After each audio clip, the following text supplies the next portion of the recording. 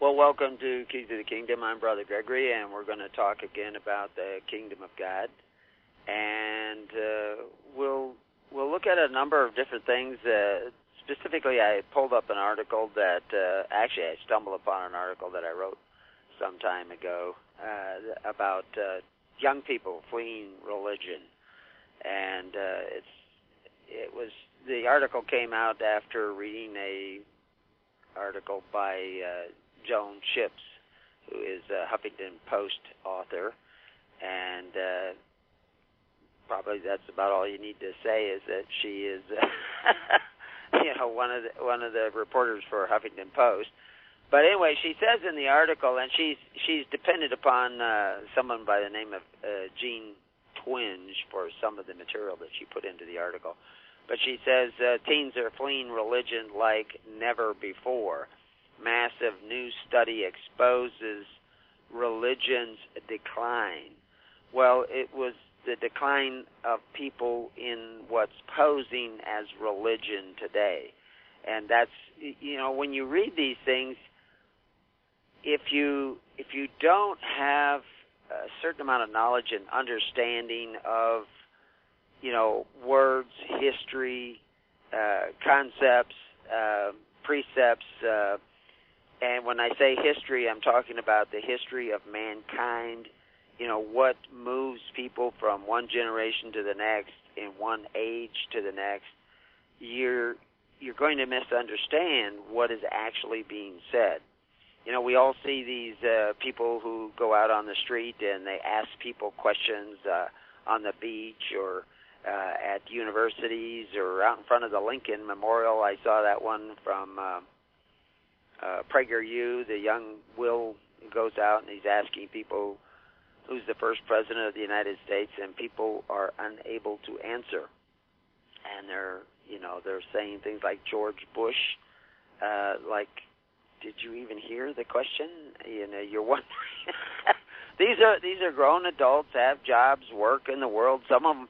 One young girl was a political science major, and she was not answering very basic, simple questions about American history.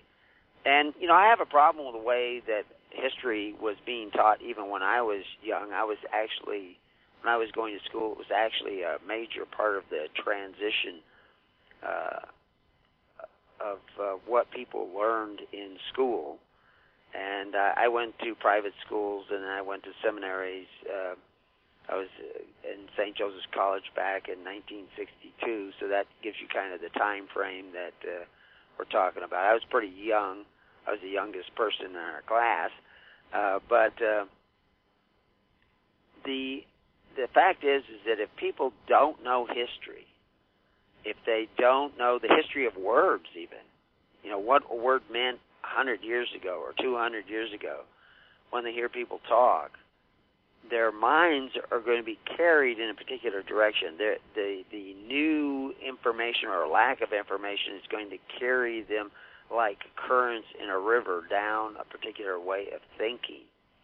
And, of course, repentance, and I'll come back to this several times, repentance is thinking a different way. That's what it means. It doesn't mean you're sorry. It doesn't mean you are changing your religion or something. It means you're thinking a different way. And so people are actually led to think a certain way by their lack of knowledge and by the wordsmiths who write these articles. Like, massive new study exposes religion's decline. Does the word massive have to do with religion's decline or the study? Well, of course, in the sentence it has to do with the study, but including the word massive new study in with the statement exposes religion's decline, you think religion is in decline in a massive sort of way because of the association, the way the brain thinks. We did a whole show on the fact that people have studied lots of different people's brains, and they find out that the category of certain types of words are recorded in the same locations in multiple different people's brains. So that when you say these words, it causes a reaction in a certain part of your brain. So literally, where a word is recorded inside your brain is, well, I wouldn't want to say it's universal because the study was only certain people from a certain strata. They didn't go to a lot of different nations and use the other languages. They're sticking to one language and doing the study. But it was a remarkable similarity of the mapping of where those words are actually stored in your brain. Now, how is that possible? That an infant, you can tell them the meaning of a word, but why are they storing the information about that word and words associated with that word in the same place as their parents, in their brain? What makes it be stored there? Why wouldn't it be stored in a variety of different places in your brain? So it's kind of an amazing study in itself. But the reality is that people are always looking for the oneness or, that universal cosmic connection between us all. Well, it's there. Exactly in what form and exactly what extent, well, that's kind of what life is all about, to find out how we are all one. But there are differences, so where do those differences come from? And what is that where we get into the realm of spirit? That if you are entertaining the Spirit of Christ in your life, is that going to help map out the way you think? If you're entertaining other spirits, like we see in the Bible talking about people who are actually possessed by a spirit, a demon. And, a lot of people are going to say, well, that's not true, it's just psychology, et cetera, et cetera. Well, is there an involvement of spirit that helps map out the way in which people think and way in which they store words in their minds? Because for some reason or other, there is this uniformity from one person to the next. And where are the differences? And is repentance, this thinking a different way, does that come about because you begin to entertain a different spirit than you were entertaining before? I mean, if you go amongst Democrats and Republicans, are we seeing different spirits in those people? Let's get out of Democrat and Republican. Let's just deal with left and right, and then the far left and the far right. And I've joked often, you see the people on the far left really have a great deal in common with the people on the far right. Ideologically, they think they're completely different, but the spirit is often very similar.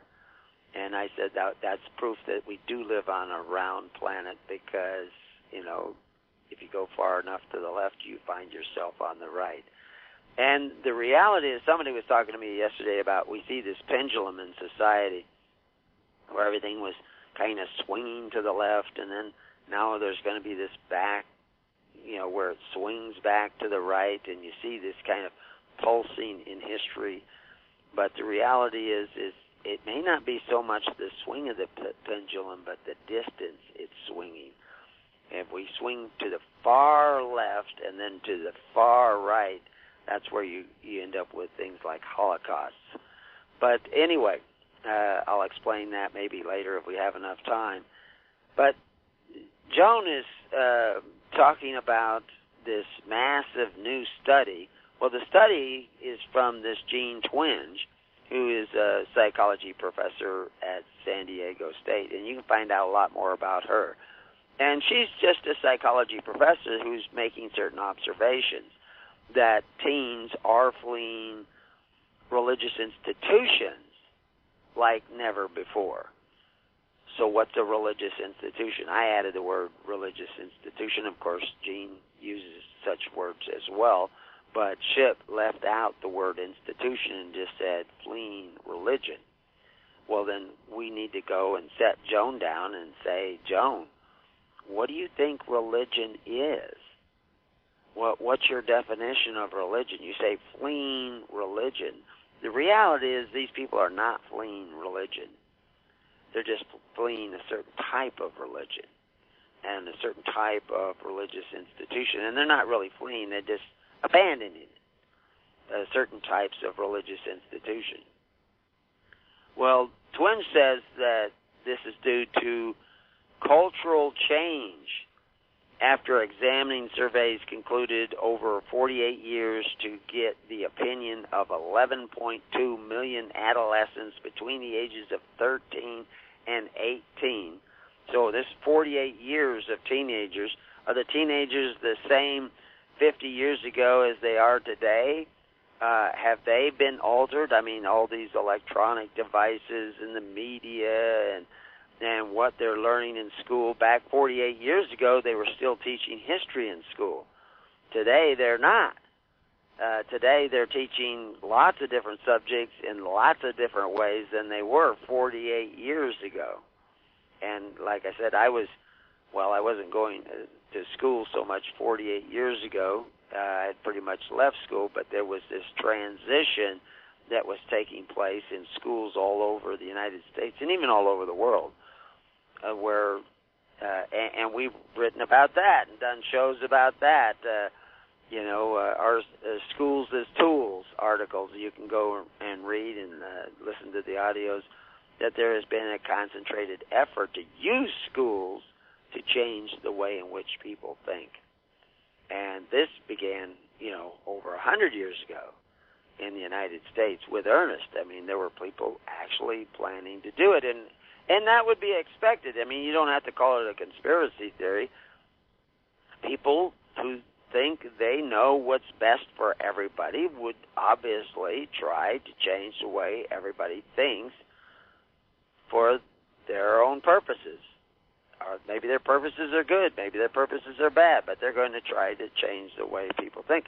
I'm talking to you right now. I would like to change the way you think, but I'm not going to do it in a sneaky way. I'm not going to do it in a covert way. I'm just going to tell you, you ought to think differently. And there is a different way to think. And one way you think will alter your mind. That's one of the things where they talk about in the New Covenant, that I shall write upon your hearts and upon your minds. And that is the covenant. In other words, he's going to help program your mind so that you put the words in this pattern, the ideas in this pattern, and you're going to come up with a different conclusion. In order to program your mind in this better way, he has to program your heart in a better way. Well, God requires that you choose. He's not going to do this, with microwave towers or, G5 signals and harmonics or through torture and these things. You have to voluntarily choose to let God write upon your heart and upon your mind. And that's a process. And one of the elements of that process is what we would call religion. But now I just said the word religion. What did you think? We don't know what Joan Shipp thinks. Actually, if you read enough of her articles, you can actually get what she thinks of religion. But what did you think when I said the word religion? And, of course, we've done articles on that. Religion, the definition over the years, has changed. It used to be the pious performance of your duty to God and your fellow man. And now it's what you think about a supreme being. You look it up in the dictionary. You Google it. That's what you're going to get as a definition. And so is that what Joan means when she says fleeing religion? I think she actually means fleeing religious institutions. Well, then the question comes up, are these really religious institutions? that they are fleeing. Because are those institutions helping you perform your duty to God and your fellow man, or just telling you what to think about a supreme being? Because those are two different definitions of religion. Over a period of just a few generations, the definition of religion changed. So what makes an institution a religious institution? And in order to answer that, we have to ask, what do you mean by religion? So this is one of the things that I find very hopeful is that people worldwide, American people certainly, but worldwide, are looking more and more towards these long interchanges with people that are willing to discuss complicated issues. People who have looked into things and are willing to sit down for an hour and a half. Sometimes, some of these podcasts where they have guests on can be 4 hours, and people listen to them. And they sometimes they listen intently. Sometimes they end up being a show, more interested in the show than really getting to the truth. But sometimes when you get the right combination of people find them fascinating because they are starved for real input, real conversations. Because when you look out in the world and you go to the restaurant and you go out with your friends, you don't have real conversations. You have shallow conversations with people everywhere. You're not supposed to talk about anything important, religion, politics. Keep your comments to the weather. And now with global warming, weather's not even safe anymore. So people are starved for meaningful conversations. And they're willing to sit and listen to other people have those meaningful conversations, which in itself is not really healthy. By itself, it's not really healthy. It's fine to some degree, but you need to have, after you go to one of these, places or listen to some group or a group of people or a panel that have a really meaningful conversation, you need to go out with your friends and have a meaningful conversation about what you all think you heard. But people are starved for meaning, for something of value. Now, some people aren't starved for that because they really don't want any meaning. They want to live shallow lives. But those who don't, they find themselves in a wasteland. And, my daughter, she was, reading complex books when she was very young. She was a very slow reader, but she was very interested in a variety of different things. But then she had children, and then, of course, she's surrounded by her children, and she's helping with her husband's business. And she said that after a while she was getting starved for, conversations with somebody who was more than 5 years old. Because it limits your world to some degree, so they have to get out and talk with other people and interact with other people, and she has. But the reality in society today, there's not a lot of people to talk with. If Will Ferrell, is that his name? But is out there, and there was a lot of different guys who do this and are asking people just basic questions. He asked one girl once if she believed in socialism, and she said, it depends, like we're socializing right now. I think that's great. And that was why she believed in socialism. She hadn't got a clue what socialism is. But anyway, and I always wonder when I see these people doing, is this actually a cut strata of the people that you interviewed, or are you just picking the dumbest answers you got?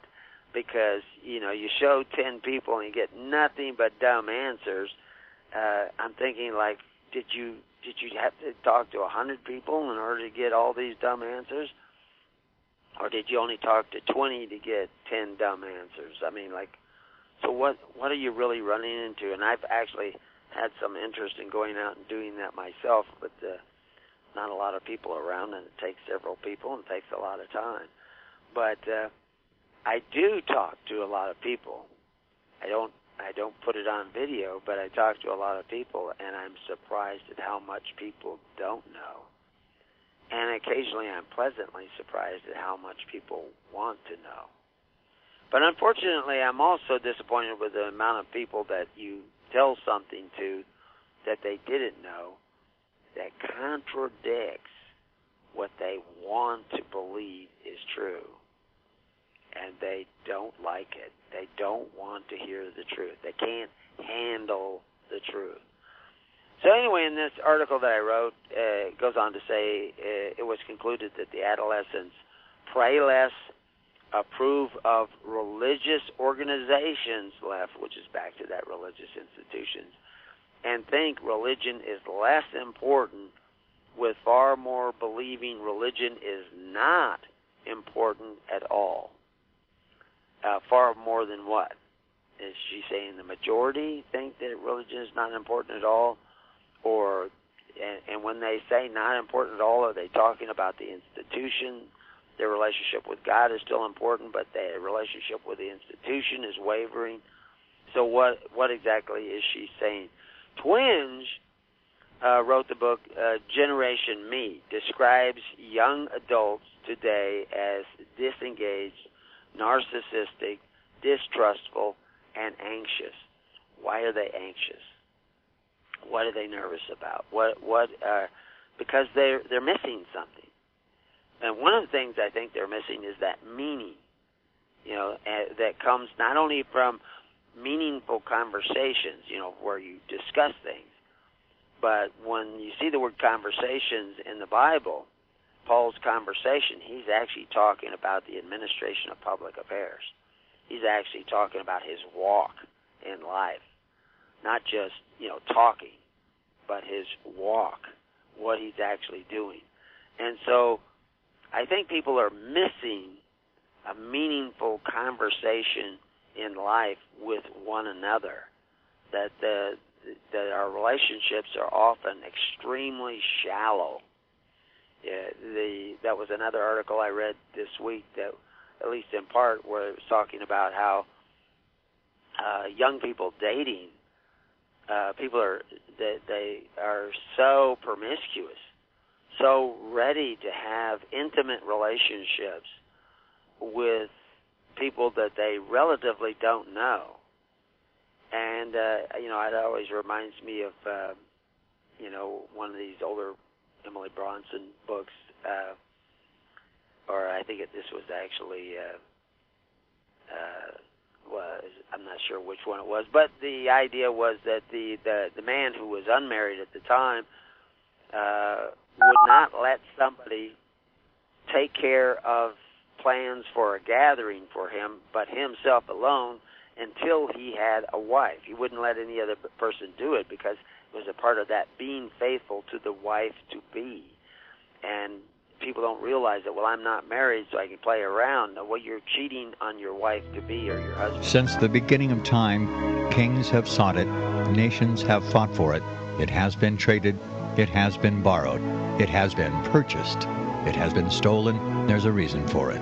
To secure the blessings of liberty to ourselves and to our posterity, invest with the security of gold and silver. Call Discount Gold and Silver Trading at 1-800-375-4188 or visit discountgoldandsilvertrading.net. Listen to Financial Survival with your host, Melody Cedarstrom, right here on FirstAmendmentRadio.com at 4 p.m. Eastern or 1 p.m. Pacific Time. Visit discountgoldandsilvertrading.net or call Discount Gold and Silver Trading at 1-800-375-4188. Toll free, 1-800-375-4188. 100% sponsored by you, the listener, on this First Amendment Rights Media channel. You will notice that there are few commercials on this radio network. There's a good reason for that. Corporate advertising dollars come with strings that limit program content. So without your help, these programs cannot continue on satellite, internet, or our several affiliates. If you benefit by the educational law programs, we ask you to give. If you are admonished or nurtured by the Bible and ministry programs, we ask you to give. If some voice a cause that you are passionate about, we ask you to give. If you believe in any of these, we ask you to support them as you would a missionary on a continual basis, as if giving a tithe for missionary radio. These programs are not commercially viable and must be supported by those faithful to the cause of truth. Look for the button to sponsor your favorite programs at our listen and schedule pages on the Internet. We will also give you unlimited archive access to all of our programs. We're asking you to give much less than a tithe, so that you may also send support directly to a particular program host, cause, and anywhere else the Spirit may lead you. Do all to the glory of our God and Creator, for His holy nation, the only kingdom that will last forever. Thank you for listening.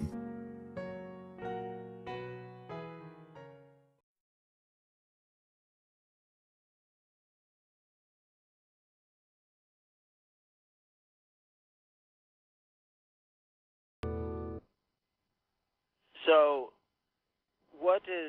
how do you build a relationship with each other, with friends, with community, with how do you build a religious relationship? What does a religious relationship look like? How does that operate? And what are they really fleeing?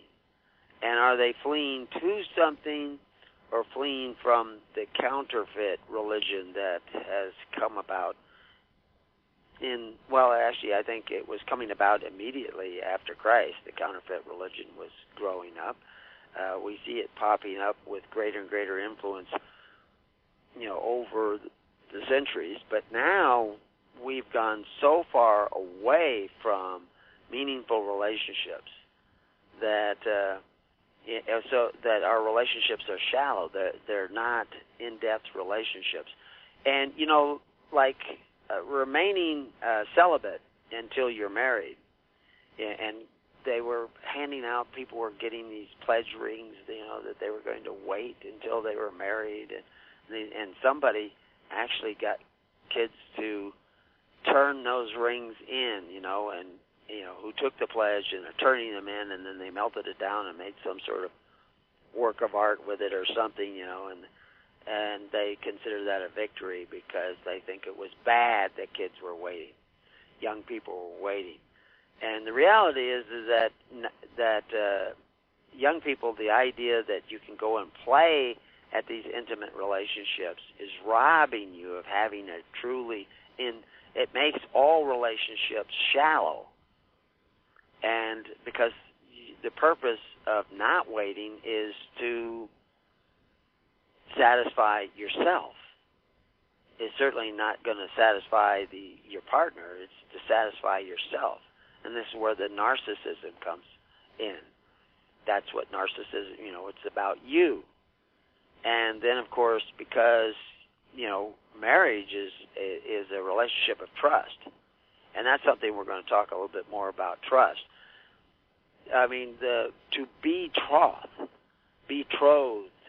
the troth was a trust, entering into the relationship of man and woman, where the woman is going to produce this child in the matrix of the family, and that child will be the next generation. All that process requires a certain amount of trust, and so that's why they talked about being betrothed. The word troth there comes from the word that we know today as trust. And you're trusting one another. The woman is going to bear this child, trusting that the man will be there and help her raise it. So all that process alters the way we think about things. And if you are promiscuous before marriage, you're going to alter the way you think about marriage. It's taking you down a particular way of thinking. It's your life, that becomes a part of your life's conversation. So what is religion? Religion, we think of religion, today, like I say, they've reduced the definition to what you think about God, But if you take it back just a little ways, religion had to do with teaching moral character, moral precepts, moral guidelines. Like the Ten Commandments, that's considered religious. That's not actually the meaning of the word religion, but we associate the Ten Commandments with religion.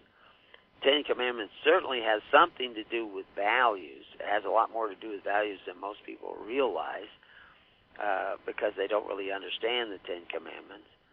They understand what people say the Ten Commandments mean, but they're a lot more to do with moral character, moral values than people realize. I mean, the Sabbath doesn't have anything to do with the day of a week. Most people don't realize that, and they don't want to realize that. They want to believe that, because we celebrate Saturday as the Sabbath, that we're more righteous than those people who only celebrate Sunday. This is taking you down that narcissistic road where it's all about you. And it's actually causing you to disengage from the real purpose of Sabbath, which is about staying out of debt, working first, and then enjoying the fruits of your labor. That's what the Sabbath is about. Work 6 days and then take your earned rest. And that's a very simple little concept, but that is so foreign to most people who write about the Sabbath. They don't get that. They don't realize. I mean, which of the Ten Commandments is about debt? We know debt is bondage, so which one of the Ten Commandments is about debt? Well, it's the Sabbath. So what's thou shalt make no covenants about? And how do you make covenants with other gods when there's only one God? So people don't understand the Ten Commandments, and we've written about that, and we have audios up about that, and you can go study that. But right now, let's get back to the relationships that we have with each other and with what we think is religion and the institutions of religion. America has never been more socialistic as it is today. We have steadily been becoming more and more socialized in America over the last 100 years especially. Federal Reserve notes. There were banknotes around for hundreds of years. There were banknotes back around in the American Revolution. We actually did create a U.S. bank, a national bank, and then we had certain presidents who got rid of the national bank and warned us about. Jefferson warned us, and Jackson warned us, and lots of people warned us about a national bank. But then we ended up creating this Federal Reserve Bank, which is not really federal, and it began to issue notes. Instead of the individual banks, it was issuing these other notes that we call Federal Reserve notes, and they have altered and been changed over the years, and that's another whole history in itself. But the point is that money is a socialist form of money. It wasn't fiat script at first, but it's pretty much fiat script today. And so it's not. Once you started going pervasively to a note currency, especially an interest-bearing note currency, you were no longer engaged in capitalism. You were engaged in at least one of the planks of socialism, where the means of production you don't even get to have. You get to have a note for the means of production. So that's not capitalism. That's just you don't have any capital. You have debt notes. So you've already removed away from capitalism, and now you're in socialism. That's what's so amazing. People will say things like, capitalism, how's that working out for you? Well, I don't know. Capitalism was dead in this country before I was even born, and I'm pretty old. So yeah, we call it capitalism, but it's not really capitalism. Public schools is a socialist thing. Social Security is a socialist program. Medicare, Medicaid, those are all socialist programs. All of our economic woes today stems back to these socialist plans and policies and programs that have been instituted in the country for over 100 years. Not that capitalism is a solution. Capitalism is just an economic it's an economic process. Is capitalism is the means of production or the hands of individuals. If you go back to when they allowed corporations to get the status of a person, of an individual person, and that does not die. It lives from generation to generation, and we have articles on that. And what the golem is, the legend of the golem. That's a corporation. Once we gave it person status, we're saying that the golem is a living creature and therefore has the same rights as a man. Well, that creates a problem. That's straying away from capitalism, which means capitalism means the means of production are in the hands of the individual man. And that man can come together in a corporation, but the corporation itself does not have the status of a man. It has the status of a group of men, and they carry the responsibility of that corporation. And that's the way it should be, but that isn't the way it is anymore. And so, anyway, all these things change the way in which society operates, and they change the way in which you think. They change the way in which you organize thought and organize your perception of society. So anyway, so we've moved to this socialist nation, and the predominant, I mentioned in this article, the predominant source of educating people before the 1900s were private schools and home schools, and even the public schools that were around were extremely locally controlled. I mean, people talk about Jefferson wanted to create a public school system and introduced a bill in Virginia, and we talked about this a number of weeks ago. That's not a public school like you think of public school. What he was suggesting is one-room schoolhouses would be built in every ward, and he actually refers to the wards as individual republics. The wards are sections within a county. They are, there are numerous wards within a county, and he wanted one-room schoolhouse built within walking distance of everybody who lived in a given ward. So how are they going to build this? Were they going to tax everybody on their land and their labor, and then those taxes would be put into a common fund, and then they would hire some contractors to build the schools? No. He just said, have the militias build the school. It's only a one-room schoolhouse. They didn't have plumbing, so somebody's going to dig an outhouse out back. I've worked on a one-room schoolhouse out here in this community numerous times. It sits idle, but until, I don't remember when, a few years ago, they tore down the old outhouse that was there. It actually may have burned up. There was a fire that came near there at one time.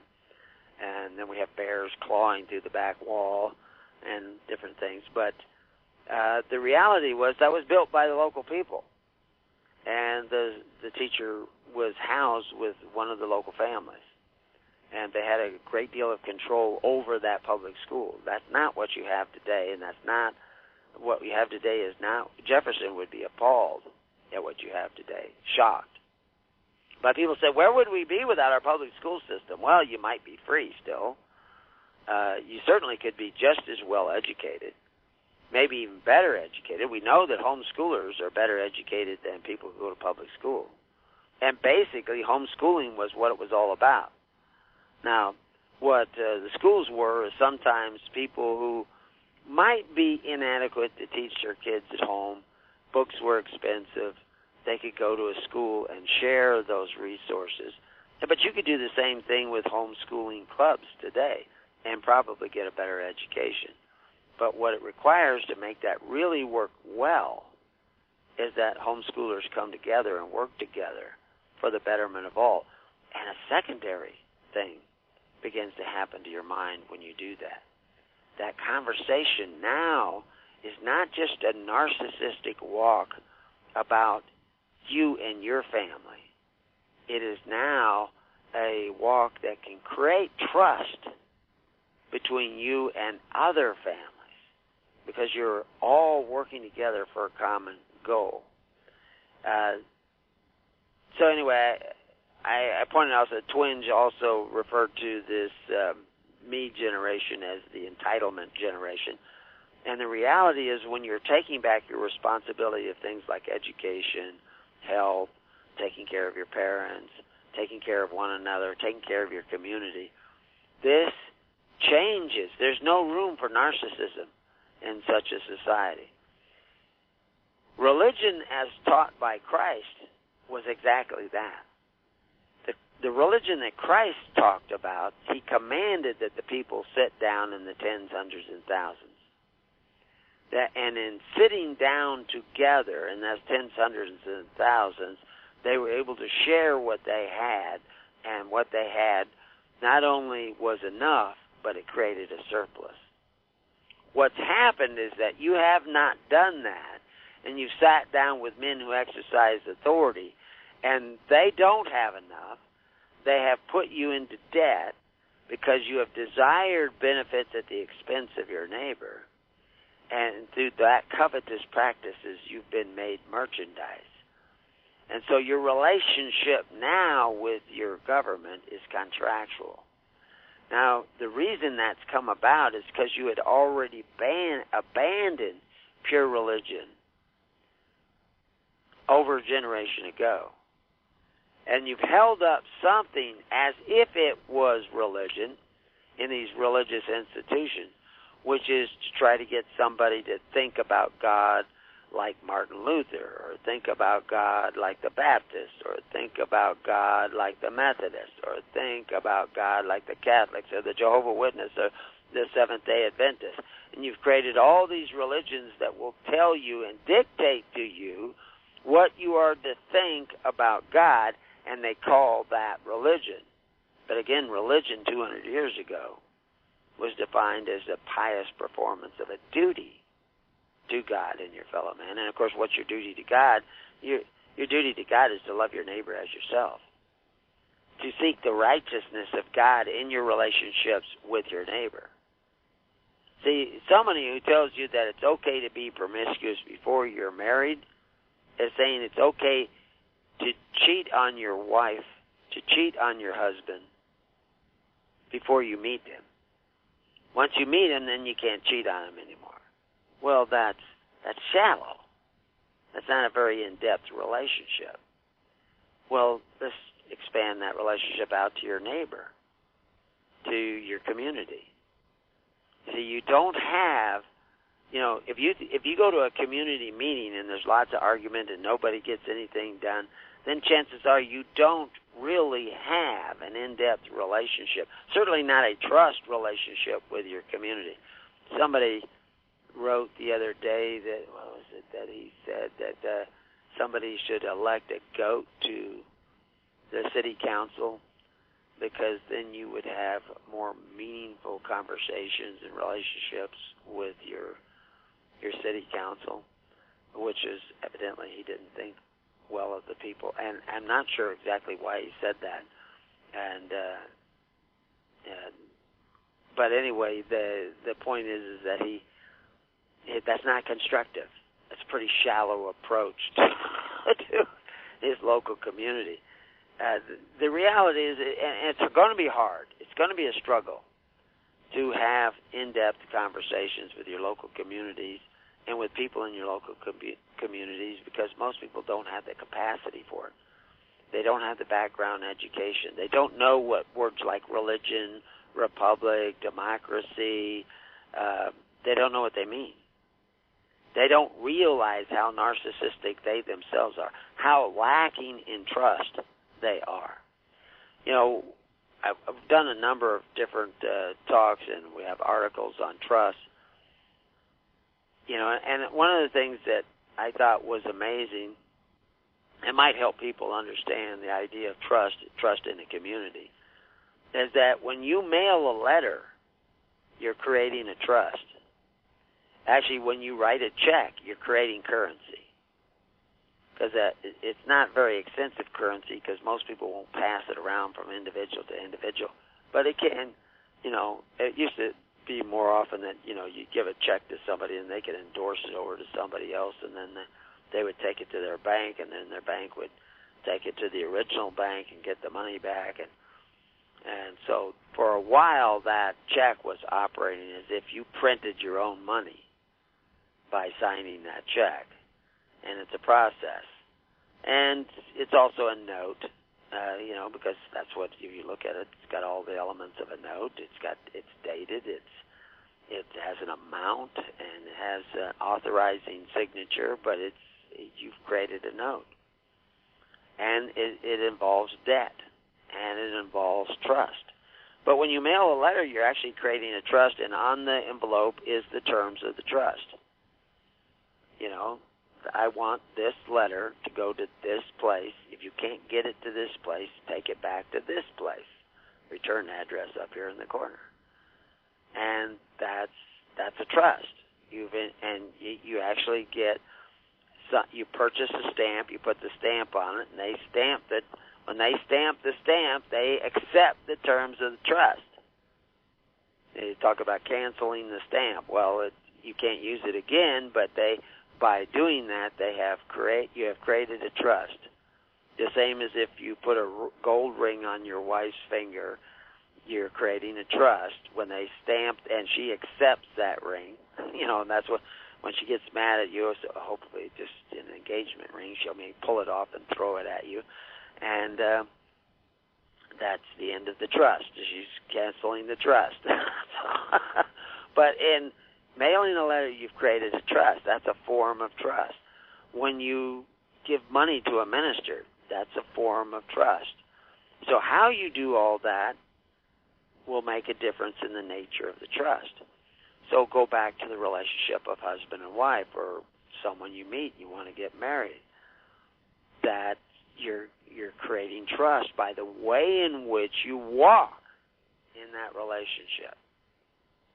Okay, go back to religion and religious institutions. If religious institutions, by definition, is an institution that helps you in the performance of your pious duty to God and your fellow man, then that's going to create a different relationship than a church that's simply going to entertain you, tickle your ears, and tell you what to think about God. That's a different religious institution. So the people that are leaving the religious institutions that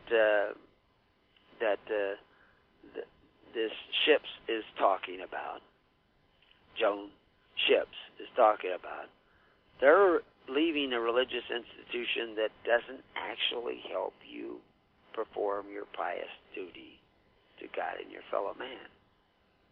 Now, those who listen on a regular basis hear me quote, a minister who said, socialism is the religion you get when you lose your religion. And, of course, all these people, I shouldn't say all, but generally speaking, most all of these people who are not going to churches anymore, fleeing religious institutions, religious organizations, are fleeing in the direction of public religion. Because the public says you have a duty to take care of the old people, take care of the needy, to pay into welfare, to pay your taxes. And those taxes supposedly go to pay for, Social Security for the elderly and the disabled, and to pay for the welfare of the people, and even pay for the protection of the country from foreign invasion and what have you. That's another religion. It's just called public religion. And you have faith in those public institutions that they will be there and take care of you. If you get married and you die and you leave a wife and 3 children, who will care for that widow of yours, that widow you left behind, and those orphan children that you left behind? Not the church. The church isn't going to care for them. It will be the state. And they will do so through what you would call public religion. You should call public religion. The social welfare programs of the government are your religion. because that's the religion you have when you have no religion. Socialism is the religion you have when you have no religion. So the churches, more than 50 years ago, I would say even 100 years ago, they had already started abandoning the purpose of religion, which was the pious performance of your duty to God and your fellow man. They were already abandoning that. It was still around 100 years ago. That would be year 1919. But it was waning. Religions were arguing over theological points of view, I mean, just look at your tenets of faith. You got to believe that Jesus is the Son of God, that it was a virgin birth. I don't know. What are your basic tenets? And, if you're Seventh-day Adventist, you got to believe in the Sabbath and take the Sabbath off and all these other things. But what does that have to do with the widows and orphans? Because that's what really, the only place that pure religion, the only place in the Bible where they talk about religion in a good sense is pure religion. And pure religion is how you visit, how you take care of the widows and orphans of your society. And it's only pure if it's unspotted by the world. And again, if you don't know the meaning of words like world there, I mean, which world are we talking? Not spotted by Wayne's World, not spotted by Disney World, not spotted by the planet. What world, the word they're using there means constitutional order or system of government. In other words, you're taking care of the widows and orphans and needy of your society through faith, hope, and charity, not through force, fear, violence, covetous practices, compelled offerings. You're not using those. If you're not doing that in your church, that's not pure religion. That church is not practicing pure religion. If your church tells you to go to men who exercise authority to take care of one another, that church is not preaching pure religion. It's preaching you to go to men who call themselves benefactors but exercise authority. Jesus said it was not to be that way with you.